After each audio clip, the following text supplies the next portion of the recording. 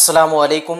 कैसे आप तमाम लोग? उम्मीद करता हूं कि सारे लोग खैर आफियत से होंगे। तो आपके ही डिमांड पर मैं आज चैप्टर नंबर 1 का पूरी सॉल्यूशन के साथ ऑब्जेक्टिव और सब्जेक्टिव दोनों लेकर के आया हूं। बट आप लोगों ने पहले ही ऑब्जेक्टिव कवर कर लिया है और रह गया आपका सब्जेक्टिव, तो ओनली हम लोग जो है सब्जेक्टिव को कवर करेंगे। बट पीडीएफ अगर आप लेना चाहेंगे तो पीडीएफ में जो है ऑब्जेक्टिव और सब्जेक्टिव दोनों टाइप के क्वेश्चन, लॉन्ग क्वेश्चन, यानी किताब में जो है पूरा सॉल्यूशन आपको मिल जाएगा मेरे यहाँ से। टोटल पीडीएफ जो है रेडी हो चुका है। अगर आप लोग लेना चाहते हैं इस नंबर पे कांटेक्ट करें 83 42 94 93 47। और एक बार ध्यान से सुने 8342949347। इस नंबर पे आपको रब्ता करना है व्हाट्सएप पे। अगर कॉल की ज़रूरत होती है तो मैं इधर से कॉल बैक कर दूंगा आप लोगों को व्हाट्सएप पे ही मैसेज करना है कॉल बैक के लिए, ठीक है। या फिर आप ज़्यादा ज़रूरत होता है तो आप डायरेक्टली कॉल भी कर सकते हैं, ठीक है। तो अगर आप लोग पूरा सॉल्यूशन चाहते हैं, फुल बुक का जो है सॉल्यूशन मैं आप लोगों को प्रोवाइड करा दूंगा। उसके लिए आपको कुछ फ़ी लगेंगे। अगर आप फ़ी जमा कर देते हैं तो आपको पूरा चैप्टर का जो है ऑल चैप्टर का सब्जेक्टिव ऑब्जेक्टिव पूरी जवाबात के साथ जो है आप लोगों को दे दिया जाएगा। तो फाइनली हम लोग आज चैप्टर नंबर 1 को कवर करने जा रहे हैं। चैप्टर नंबर 1 में आप लोग देख पा रहे हैं हिस्सा नसर, और ये क्या लिख रहा होगा आप लोगों को, दर्स नंबर 1। दर्स नंबर 1 में क्या है, खाका है, और चैप्टर का नाम है नज़ीर अहमद की कहानी। इनके मुसन्निफ़ है मिर्ज़ा फ़रतुल्लाह बेग। उसके बाद टोटल ऑब्जेक्टिव आपको यहाँ नज़र आ रहा होगा। ये मेरा चैनल है, आपको दिख रहा होगा AS उर्दू एजुकेशन चैनल। इसी चैनल पे जो है ऑल चैप्टर का आपको वीडियो मिल जाएगा, ठीक है।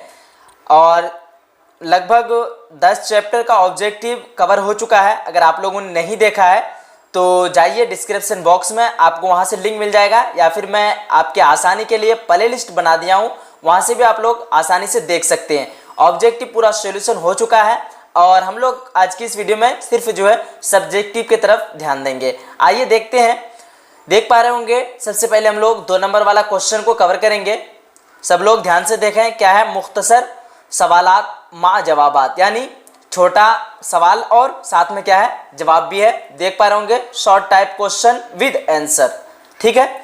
आइए क्वेश्चन नंबर 1 को देखते हैं। क्वेश्चन नंबर 1 में है सवाल नंबर 1 के फ़रतुल्लाह बेग और मियां दानी मौलवी साहब के घर क्यों जाते थे। जवाब में दिया है फ़रतुल्लाह बेग और मियां दानी मौलवी नज़ीर अहमद के यहाँ तालीम हासिल करने के लिए जाते थे। चूँकि इस ज़माने में मदारिस और कॉलेज का जो है आज की तरह बाज़ाब्ता इंतज़ाम नहीं था, और अगर था, क्या कह रहा है, और अगर था भी तो आज की तरह आम नहीं था। दूसरी बात यह कि इस ज़माने में ये रवायत थी कि उमूमन तलबा उस्ताद के घर पर खुसूसी तौर पर तालीम हासिल करने के लिए जाते थे। ये हो गया आपका पूरा सॉल्यूशन क्वेश्चन नंबर 1 का, यानी सवाल नंबर 1 का। अगर आप लोग लगातार इसी तरह क्लास करना चाहते हैं तो हमसे जुड़ जाएं, और इसी नंबर जो नंबर दिया गया था 83 वाला नंबर 83 42 94 93, इस नंबर से आप लोग जुड़ जाएं और इस वीडियो को जितना जल्दी करते हैं लाइक करते हैं, और कम से कम जब तक 100 लाइक आ जाता है उतना जल्द जो है आपको चैप्टर नंबर 2 भी मिल जाएगा। आपके ऊपर डिपेंड करता है आप कितना जल्दी पढ़ना चाहते हैं। अगर आप लोग ये वीडियो बहुत कम टाइम में 500 व्यूज़ अगर आ जाता है तो बहुत जल्द जो है चैप्टर नंबर 2 भी जो है आपके सामने में लेके मैं आ जाऊंगा, क्योंकि ऑलरेडी तैयार है चैप्टर नंबर 2 भी। आइए देखता हूं मैं चैप्टर नंबर 1 का क्वेश्चन नंबर 2 क्या है। क्वेश्चन नंबर 2 में कि किस अरबी शायर से मुताल्लिक सबक को पढ़ाने के दौरान मियां रजा की छुट्टी हो गई। जवाब दे रहा है आपके किताब में, अगर आप लोगों ने कहकशा हिस्सा 2 उर्दू खरीद रखा है, जो आपके निसाब में शामिल है क्लास 12 में, जो 100 मार्क्स उसी से पूछे जाते हैं, तो उसी किताब में आपको सवाल मिलेगा किस अरबी शायर से मुताल्लिक सबक को पढ़ने के दौरान मियां रजा की छुट्टी हो गई। तो जवाब तो वहाँ मिलेगा नहीं, बट मैं आपके लिए जवाब लेकर के हाजिर हूँ। जवाब है अरबी ज़ुबान के मशहूर शायर के कलाम को पढ़ने के दौरान मियां रजा की छुट्टी हो गई। हुआ यूं कि मिर्ज़ा फ़रतुल्लाह बेग के साथ मियां रजा भी डिप्टी नज़ीर अहमद साहब के घर पढ़ने के लिए जो है जाया करते थे कि एक दिन दीवाने मुतंबी पढ़ रहे थे। अशआर में एराब न होने के वजह से, एराब का मतलब होता है ज़बर ज़ेर, पेश, उसी को क्या कहते हैं, एराब कहते हैं। एराब न होने के वजह से रज़ा मियाँ अशआर को गलत पढ़ गए। क्या कर गए, अशआर को जो है शेर की जमा होती है अशआर, अशआर को गलत पढ़ गए। इस पर मौलवी नज़ीर अहमद चिराग पा हो गए, यानी बहुत गुस्सा हो गए और मियाँ रज़ा को दर्स से खारिज कर दिया। ठीक है, हो गया यहाँ तक। उसके बाद क्वेश्चन नंबर 3 है, सवाल नंबर 3 में कि फरहतुल्लाह बेग शेर ख्वानी में किस तरह की गलतियां करते थे। तो आपको मालूम होगा, काफ़ी इजी है, ऑब्जेक्टिव में भी आप लोग इसको पढ़ चुके हैं। जवाब है Farhatullah bag Farhatullah bag Surf और नहू तो कमज़ोर थी ही, यानी फरहतुल्लाह बेग की जो है सर्फ और नहू ऑलरेडी यानी पहले से कमज़ोर था ही।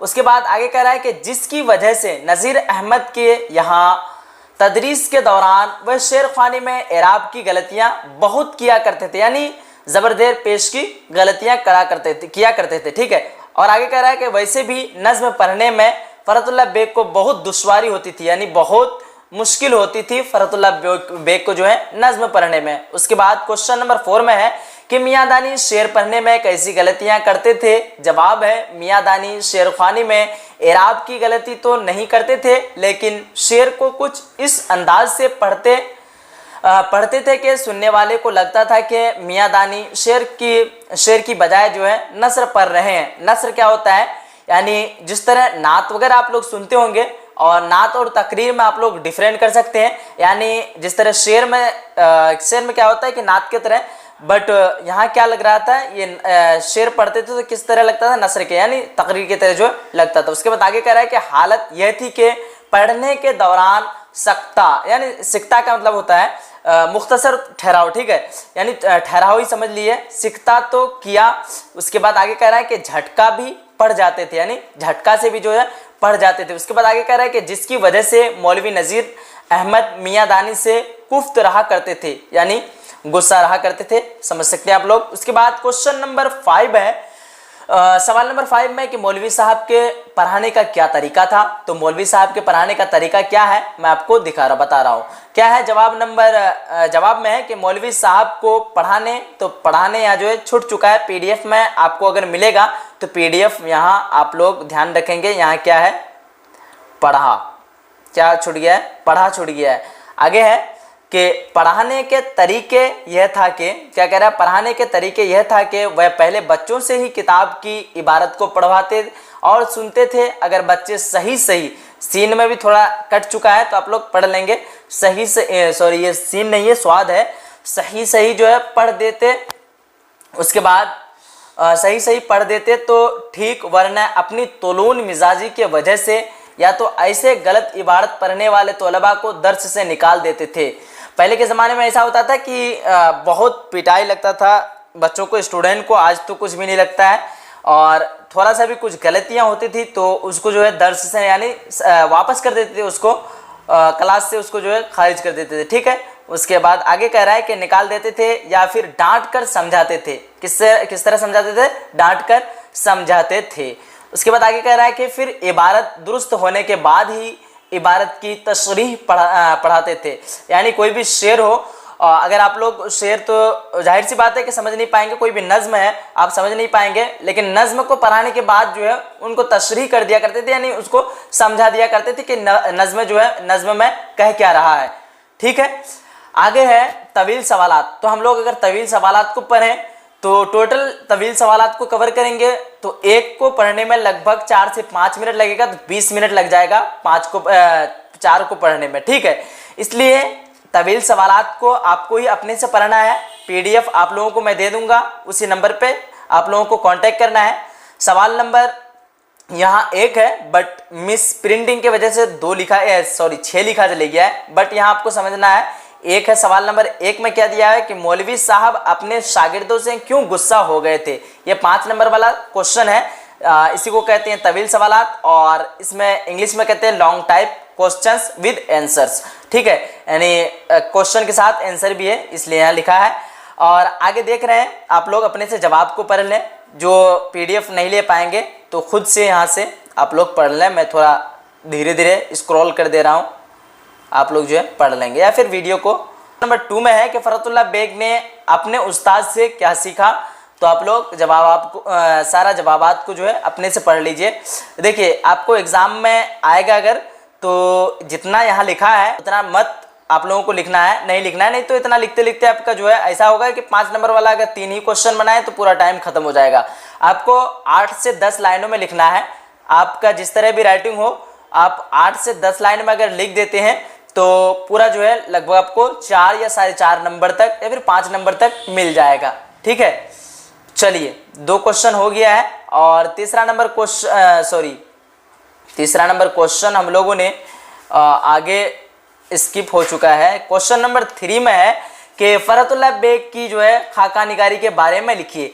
तो ये थोड़ा इंपॉर्टेंट है, इसको मैं थोड़ा बता दे रहा हूँ आप लोगों को। जवाब में है कि उर्दू के नसरी अदब पर जो है गौर करने से पता चलता है कि नावल, अफसाने, तज़किरे और दास्तानों के शिकम से ही खाका निगारी की पैदाइश हुई है। शिकम आप लोग समझते ही होंगे, यानी इसी से जो है पैदाइश हुई है। शिकम का मतलब होता है गोद। ठीक है, शिकम से जो है आगे कह रहा है शिकम से पैदाइश हुई है। उसके बाद आगे कह रहा है कि मज़कूरा नसरी असनाफ में किरदार निगारी के मरहला में अक्सर व बेशतर किरदारों का खाका पेश करने की रवायत रही है। यहाँ तक हो गया, मैं आप लोगों ने पढ़ा दिया, आप लोग इससे आगे अपने से पढ़ लेंगे। उसके बाद आगे कह रहा है, इसी को आगे कह रहा है कि मुख्तसर यह कि खाका में बेक वक्त खुद नविश्त सवाने, याद निगारी, इंशाइया और अफसानों के साथ साथ मजमून के अज्जा, जुज की जमा होती है अज्जा, शामिल होते हैं। उसके बाद आगे कह रहा है कि खाका निगारी का कमाल यह है कि इन तमाम असनाफ के दायरा कार को समझते हुए अपने खाकों के लिए हुदूद, हद की जमा होती है हुदूद, मुतअय्यन करे। बेहतरीन खाका जो है वही तसव्वुर किया जाता है, बेहतरीन खाका उसी को माना जाता है। आगे कह रहा है कि बेहतरीन खाका वही तसव्वुर किया जाएगा जिसमें जो है सवाने चश्मदीद वाक़यात, शख्सियत के दिलचस्प पहलू और साहबे खाका के असल कदर कीमत का तअय्युन, क्या है ये तअय्युन है, तअय्युन हो। अगर खाका निगारी इन तमाम हुसूस में तो अज़्न कायम नहीं कर सकता है तो इसकी कामयाबी पर सवालिया निशान लग जाएगा। ठीक है, सवालिया निशान जो है लग जाएगा। मिर्ज़ा फरहतुल्लाह बेग के जो है खाकों में मज़कुरा बाला तो इज़्न बहुत हद तक जो है पाया जाता है। इस लिहाज से फरहतुल्लाह बेग को एक कामयाबी जो है खाका निगार कहा जा सकता है। ठीक है, अब क्वेश्चन नंबर 4 है। क्वेश्चन नंबर 4 को आप लोग अपने से सॉल्व कर लेना है। ठीक है, क्वेश्चन नंबर 4 आपको देखने के लिए मिल रहा होगा। क्वेश्चन नंबर 4 को मैं थोड़ा हाईलाइट कर दे रहा हूं, तो ज़्यादा जूम हो चुका है। चलिए, क्वेश्चन नंबर 4 में क्या कह रहा है कि दर्ज झैल इक्तिबास की रोशनी में सवालों के जवाब दीजिए। यानी आपको यहाँ लिखा है कि जब तक कोई आप अपने से रीड कर लेंगे इसको, उसके बाद इसी से जो है यहाँ आपको जवाब पूछ रहा है, सवाल पूछ रहा है कि यह कॉल किसका है। तो यह कॉल किसका है, यह कॉल मिर्ज़ा फरहतुल्लाह बेग का है। यानी कहने का मतलब यह है कि यहाँ जो क्वेश्चन नंबर 4 में लिखा है यहाँ से यहाँ तक, तो ये कॉल किसका, ये बात किसका है, तो आपको जवाब में देना है ये मिर्ज़ा फरहतुल्लाह बेग का है। उसके बाद तीसरा क्वेश्चन सेम जो है इसी टाइप का है। उसके बाद आइए हम लोग क्वेश्चन नंबर 5 को देखते हैं। क्वेश्चन नंबर 5 में है कि दर्ज झैल इक्तिबास की रोशनी में सवालों के जो है जवाब दीजिए। ये भी इक्तिबास यानी यहाँ से यहाँ तक आपको पढ़ लेना है। पढ़ने के बाद यहाँ पे आपको बताना है, अलिफ में है कि यह कॉल किसका है, तो जवाब में यह कॉल डिप्टी नज़ीर अहमद का है। उसी टाइप से बाकी के जो है जवाबात भी है। तो उम्मीद करता हूँ कि आप लोगों को आज का क्लास अच्छा लगा होगा। अगर आप लोगों को यह क्लास अच्छा लगा है तो जितना भी आपका फ्रेंड है, साथी है, भाई है, बहन है, जो भी है, आप जो है इस वीडियो को ज़्यादा से ज़्यादा शेयर कीजिए, लाइक कीजिए और चैनल को अगर आप लोगों ने अभी तक सब्सक्राइब नहीं किया है, चैनल को सब्सक्राइब कर लिए ताकि हर आने वाली नई वीडियो आपके पास सबसे पहले जाके पहुँचे। ठीक है, चलिए मिलता हूँ मैं एक अगली वीडियो में। जब तक के लिए खुदा हाफिज़, जय हिंद, जय भारत। अगर कोई क्वेश्चन हो कमेंट बॉक्स में आप लोग ज़रूर पूछें।